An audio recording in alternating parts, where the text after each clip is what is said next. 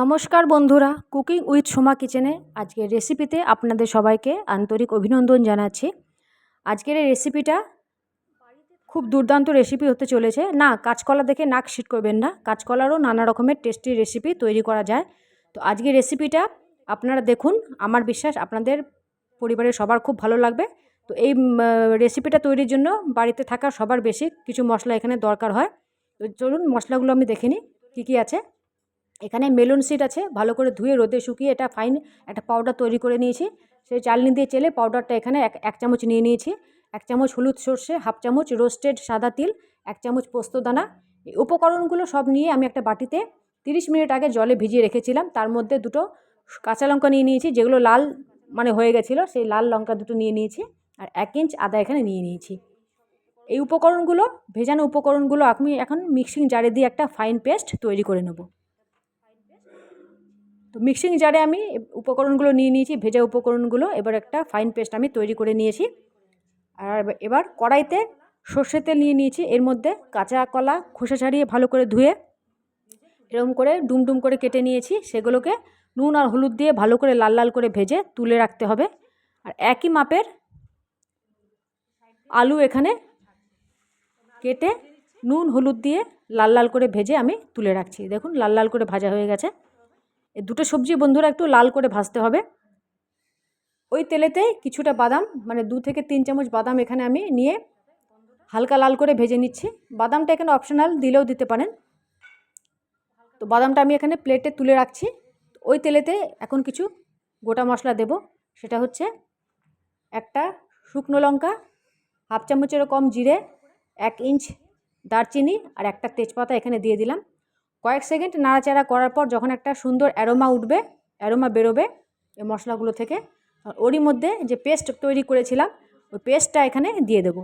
Paste যদি এখানে আপনার মনে হয় যে বেশি হচ্ছে, তাহলে পুরোটা দেওয়ার দরকার নেই, কিছুটা রেখে দেবেন, রান্নাতে অন্য দিন কাজে লেগে যাবে। তো আমার এখানে পেস্টটা পুরোটাই দরকার, তো আমি সব দিয়ে দিয়েছি। তো পেস্টটা এখানে দিয়ে দেওয়ার পর ভালো করে নাড়তে হবে তেল ছাড়া পর্যন্ত। এই পুরো রেসিপিটা বন্ধুরা আজকে লো টু মিডিয়াম আঁচে করতে হবে। দেখুন তেল ছাড়া হয়ে গেছে। এখনও এটা অনেকক্ষণ কষাতে হবে তেল ছাড়া পর্যন্ত। এরই মধ্যে কিছু গুঁড়ো মশলা এখানে দিতে হবে। 1/2 চামচেরও কম গোলমরিচ, 1/2 চামচ জিরে গুঁড়ো আর 1/2 চামচের বেশি ধনে গুঁড়ো এখানে দিয়ে দিয়েছি। 1/2 চামচ লঙ্কা গুঁড়ো, 1/2 চামচ হলুদ গুঁড়ো আর 1/2 চামচেরও কম নুন এখানে দিয়ে দিয়েছি। নুনটা এখানে অনেকবারই পড়বে, সেই জন্য নুনটা প্রথম থেকে অল্প অল্প করে দিতে হবে। তো এই সব মশলাগুলো দিয়ে এখানে কম আঁচে ভালো করে নাড়াচাড়া করতে হবে তেল ছাড়া পর্যন্ত, খুব ভালো করে কষাতে হবে। দেখুন খুব ভালো করে কষে গেছে। ওরই মধ্যে মিক্সিং জারে যে পেস্টটা তৈরি করেছিলাম ওরই মধ্যে একটু জল দিয়ে, কিছুটা জল এখানে দিয়ে দিলাম।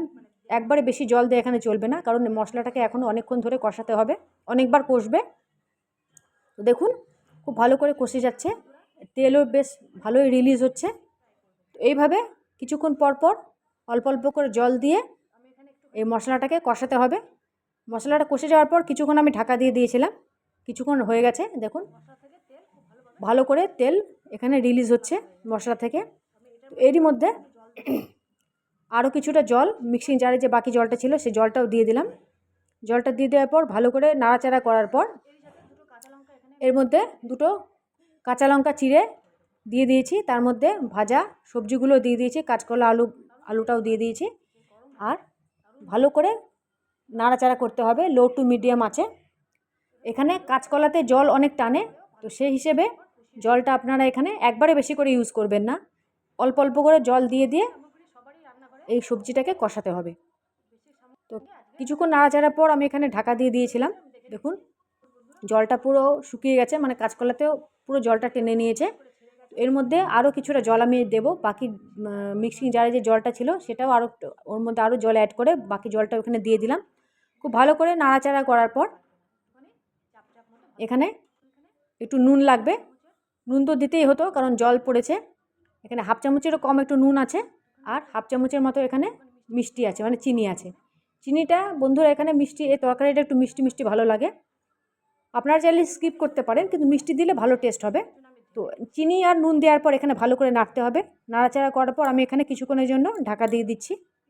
আজকে রেসিপিটা দেখার পর বন্ধুরা আপনাদের যদি ভালো লেগে থাকে তাহলে আমার রেসিপি ভিডিওকে লাইক শেয়ার করবেন, আমার চ্যানেলকে সাবস্ক্রাইব করবেন। এখানে ঢাকা সরিয়ে দেওয়ার পর দেখুন হাফ চামচেরও কম গরম মশলা আর রোস্টেড ভেজে রাখা যে বাদামগুলো আছে সেগুলো ক্রাস্ট করে 2 থেকে 3 চামচ আমি এখানে দিয়ে দিলাম। তারপরে ভালো করে কম আঁচে ভালো করে নাড়াচাড়া করে আরও একবার এখানে ঢাকা দিয়ে দেবো। বন্ধুরা, এই রেসিপিটা বাড়িতে অতি অবশ্যই বানাবেন এবং কমেন্টে জানাবেন কেমন হয়েছে। এই রেসিপিটা এতটাই ভালো খেতে হয় যে আপনার পরিবারের সবার খুবই ভালো লাগবে। আমার পরিবার তো সবার খুব ভালো লাগে। তো আজকে রেসিপি আমি এখানে শেষ করলাম, আবার নেক্সট পর্বে নতুন কিছু নিয়ে আসব। ততক্ষণে আপনারা খুব ভালো থাকবেন এবং সুস্থ থাকবেন, আর অতি অবশ্যই রেসিপিটা বাড়িতে বানাবেন।